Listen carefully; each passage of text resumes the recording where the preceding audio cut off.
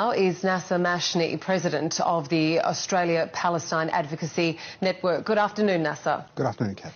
Now, the Prime Minister has delivered what some would say are his strongest comments to date. What is your reaction to what you just heard? We welcome the Prime Minister's stance and his language, and I would say to him it's 596 days too late. We're on day 597 of what the International Court of Justice said was a plausible genocide. What we've got is world leaders now perhaps scrambling to clean up their legacies. He talked about Israel as being a democracy. This is not a democracy. It's a rogue apartheid genocidal state headed up by a war criminal.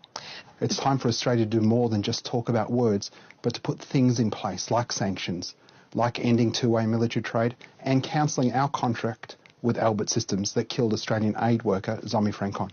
Okay, so just on some of the things that you're calling for there on the trade, this is a highly contested claim. The government insists that no weapons have been exported to Israel in the last 5 years. Well, we don't accept that.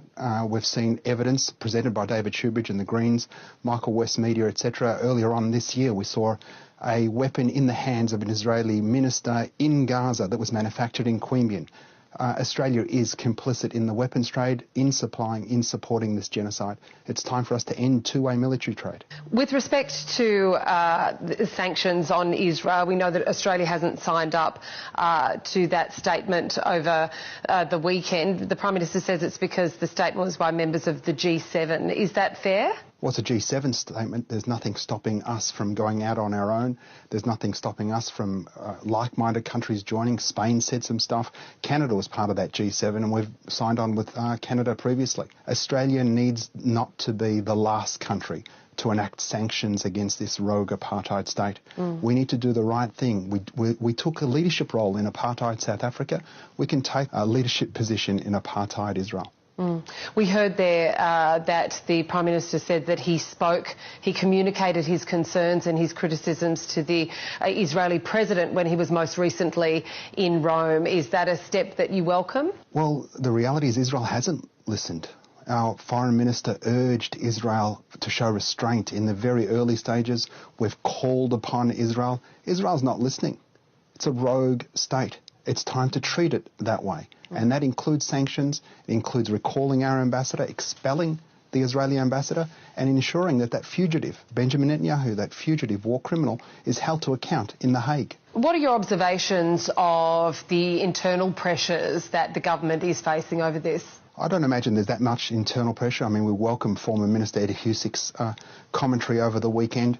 The ALP has had a very strong position on Palestine, and it's held back for whatever reason. Perhaps it's been the Israel lobby, which we've seen to be impotent at the last election. It's time for the ALP to lean in to a more just position, to the elbow, quote-unquote, of old. It's time for Palestine to be free from the river to the sea. He knows what that means. We know what that means. It's equality and humanity for all people in that geography, not just the Jewish people. No supremacy.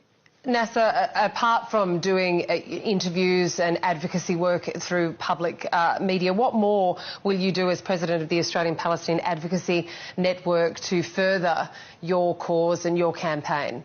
Look, we're working with various advocacy groups, but also unions. We're briefing people every day, and the movement for Palestine is it's unimaginably large. We never thought we'd be in this space. Today, the spaces that are open to us, whether they be writers' festivals, music festivals, theatres, etc., they were doors that were closed to us.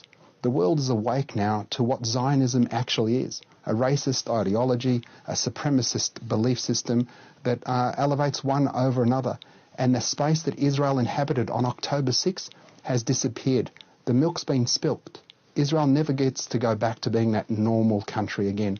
And the fight for justice for Palestine, but also for so many othered people, won't stop. Nasser Mashni, President of the Australia Palestine Advocacy Network, thank you. Thank you. Prime Minister.